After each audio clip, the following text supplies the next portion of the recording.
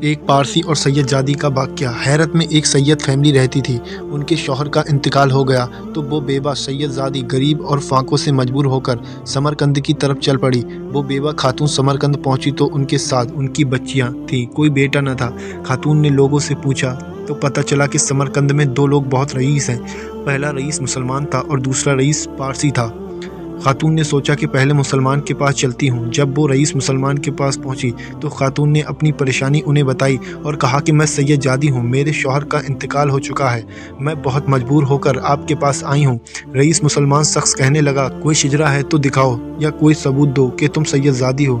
تو وہ خاتون کہنے لگی میں بہت مصیبت میں آپ کے پاس بڑی امید لے کر آئی ہوں، اس مصیبت کی گھڑی میں اپنے ساتھ شجرہ لے کر کہاں پھرتی رہوں۔ مگر اس رئیس مسلمان کے دل پر کوئی اثر نہ ہوا اور اس نے اپنا دروازہ بند کر لیا۔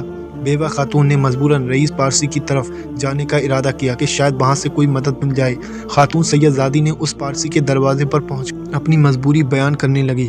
خاتون نے کہا میں مسلمانوں کے رسول صلی اللہ تعالیٰ علیہ وسلم کی اولاد میں سے ہوں، میرے شوہر کا انتقال ہو چکا ہے، اب مجھے یہاں رہنے کے لیے کوئی ٹھکانہ چاہیے۔ پارسی نے یہ سنا تو فوراً رہنے کے لیے ایک گھر دے دیا۔ اپنی بیوی سے بولا چلو ان کی بیٹیوں کو سرائے سے لے کر آتے ہیں۔ مسلمان رئیس جب رات کو سویا تو خواب میں دیکھا کہ وہ جنت میں ایک محل کے دروازے پر کھڑا ہے اور سامنے حضور اکرم صلی اللہ تعالیٰ علیہ وسلم کھڑے ہیں۔ مسلمان رئیس پوچھتا ہے یا اللہ کے رسول صلی اللہ تعالیٰ علیہ وسلم یہ محل کس کا ہے؟ حضور اکرم صلی اللہ تعالیٰ علیہ وسلم نے فرمایا یہ محل ایک ایمان والے کے لیے ہے۔ یا اللہ عز و جل کے رسول صلی اللہ تعالیٰ علیہ وسلم میں بھی ایک ایمان والا ہوں، یہ محل آپ مجھے عنایت کیجیے۔ حضور اکرم صلی اللہ تعالیٰ علیہ وسلم نے فرمایا اگر تو ایمان والا ہے تو گواہ پیش کر، کوئی ثبوت پیش کر کہ تو ایمان والا ہے۔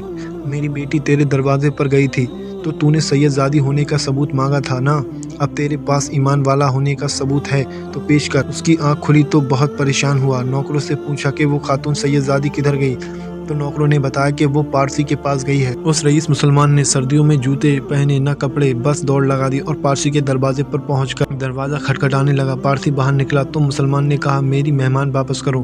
پارسی کہنے لگا حضور وہ تو اب میری مہمان ہے۔ تو رئیس کہنے لگا میرا سارا سرمایہ لے لو، میری ساری دولت لے لو، بس میرا مہمان مجھے واپس کر دو۔